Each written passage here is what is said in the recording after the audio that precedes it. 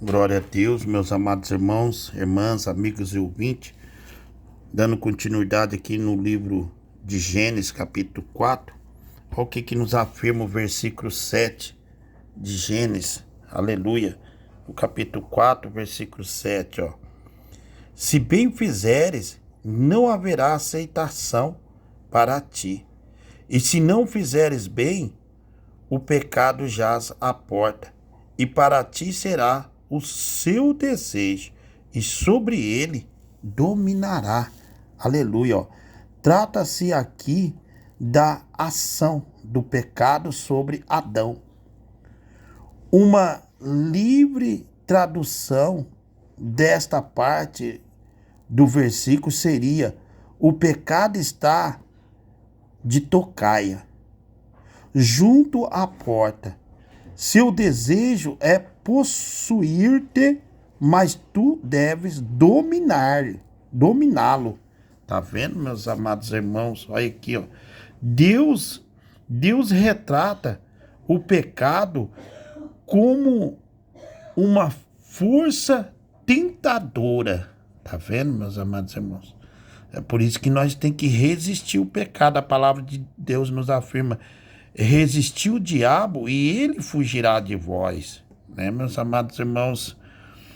Ó, tentadora, que de modo semelhante a uma fera ou um demônio está pronto para atacar e devorar. Por outro lado, Deus também concede aos seres humanos a capacidade de vencer.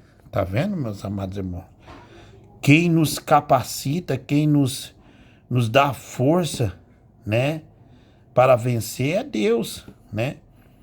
E de resistir ao pecado quando nos submetemos à sua palavra, capacitados por sua graça, e do ser humano a opção de ceder ao pecado ou a vencê-lo. Tá vendo, meus amados irmãos? Aí Romanos, né? Romanos capítulo 6, os irmãos lêem na Bíblia, tá escrito na Bíblia, né? Que diremos, pois? Permaneceremos no pecado para que a graça seja mais abundante? Ó, o 2, ó. De modo nenhum. Nós que estamos mortos para o pecado, como viveremos ainda nele? Tá vendo, meus amados irmãos? Não podemos viver no pecado. Ou seja, não podemos permanecer no pecado. Aqueles que se diz cristãos, que confessaram Jesus como o único e o suficiente Salvador de suas vidas, não pode permanecer no pecado, pecando igual antes. Tem que ser liberto, tem que ser purificado, tem que ser separado. Aleluia, meus amados irmãos. E o versículo 10 aqui nos afirma, meus amados irmãos, ó. E disse Deus: que fizeste? A voz do sangue do teu irmão clama a mim desde a terra. Tá vendo, meus amados irmãos? Aleluia, né? A morte de Abel e o cuidado de Deus por ele demonstra que Deus, no decurso de todas as eras, observa atentamente, tá vendo, meus amados irmãos? Atentamente todos os que sofrem por viver em retidão diante dele. Deus conhece o sofrimento desses justos, tá vendo, meus amados irmãos?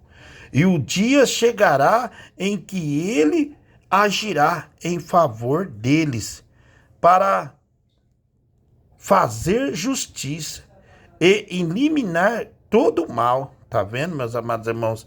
Hebreus, né? Tá escrito lá em Hebreus. Os irmãos lê lá. Aleluia, né? Pela fé, Moisés, sendo já grande, recusou. Tá vendo? fala da passagem de Moisés. Lembra Moisés na casa de Faraó, né, meus amados irmãos? Já grande, recusou ser chamado filho da filha de Faraó. Tá vendo, meus amados irmãos?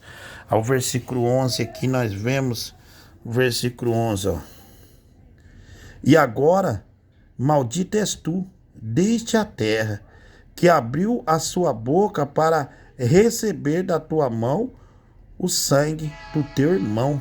Tá vendo, meus amados irmãos? Aleluia, né? Então, Caim foi amaldiçoado, tá vendo? Amaldiçoado por Deus, no sentido de Deus já não abençoar os seus esforços para extrair da terra o seu sustento, tá vendo? Como o versículo 2 e o versículo 3, aleluia.